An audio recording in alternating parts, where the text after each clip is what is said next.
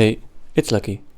So after painting a couple more textures for my 2D texture pack, free download link below by the way, I wanted to step into the third dimension. And so I decided to create my first hand-painted 3D model. I decided to go with a sword. It's a nice easy learning model. And I'm going to take you on the ride of how I did the modeling, the UV unwrapping and the painting. This is not really a tutorial on painting 3D models, but I'll definitely explain everything I did and how I did it. So this video can be used as a guide if you want. Let's get into it. So let's talk about 3D modeling. I expect most of you have used Blender before, but if you haven't, definitely check out a basics of Blender tutorial before watching this. I approach every 3D model like this. I first find reference for the model, then imagine it in primitive shapes, so in cubes, spheres and cylinders, and then I block it out using those shapes. The basic blade of the sword was just a cube with one of its faces collapsed into a point, and then I add a little inset and move it out to give the depth of the blade. I add a little bit more detail to the blade by adding a couple of edge loops and then using the knife tool to chip out some parts of the blade.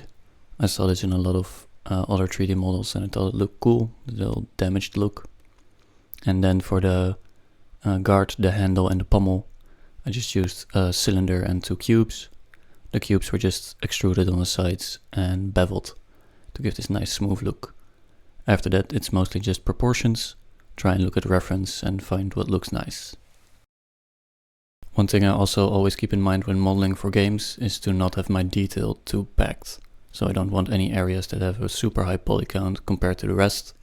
Like some difference will always be there, but don't like bevel or subdivide one part of your model a lot more than the rest.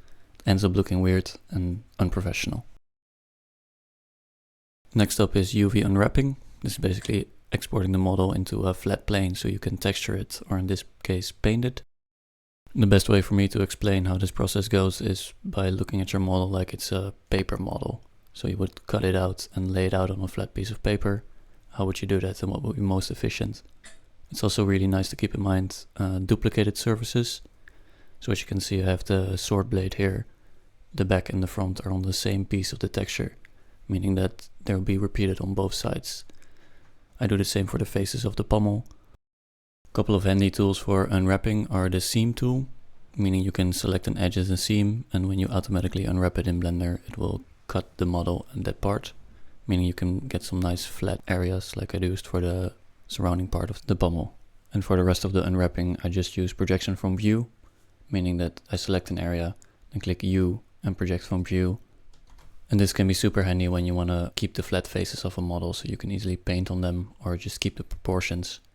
The last thing I kept in mind when making the UV islands is to keep a bit of spacing between them. This is just so when I'm painting one surface I don't accidentally splotch a color onto another surface, which will look odd. Then I just create a new texture in Blender, set the resolution to 1K and choose a gray background color. Then I apply this texture to the sword model and then I can start painting. The first thing I did was set my base colors. So I just painted in whole areas with the base colors I thought looked nice. So I give the blade a nice blue grayish, the handle a dark red leathery color, and then for the pommels, first I tried some copper, but I ended up going with a deeper gray for the pommels in the end. Now I didn't use any add-ons when texture painting here, so I'm just using the default Blender brush, all default Blender settings, there's nothing special here. But when I'm doing this again, I'll definitely import some brushes or something new, because just the default airbrush definitely leaves a lot to be desired, and I know there are some lovely brushes out there that can help me along. I used a drawing tablet for drawing this texture. That's of course highly recommended. You can do it with the mouse if you're absolutely insane, but yeah, a cheap drawing tablet goes for like 30 bucks and it's definitely money well spent.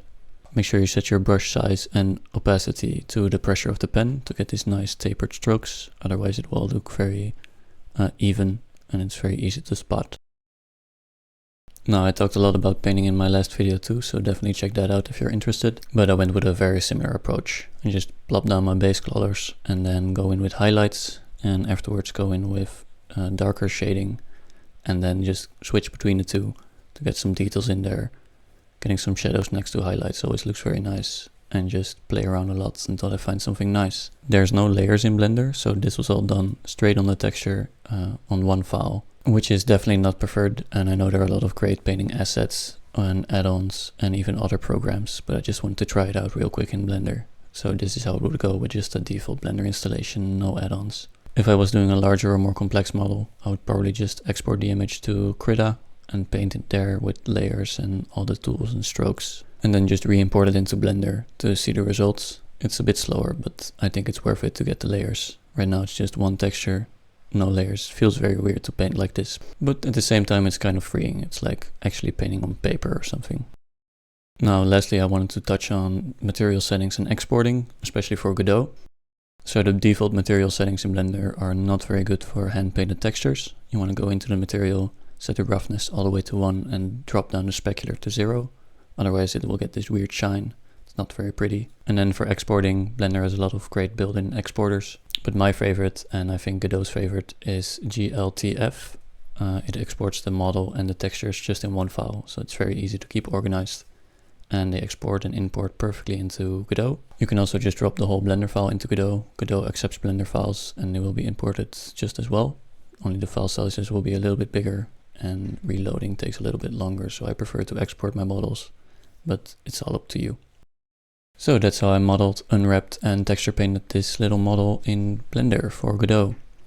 I'll definitely keep doing this. It's so much fun. I've been painting a lot the last couple of days. I think you can notice by the channel shifting a little bit to painting.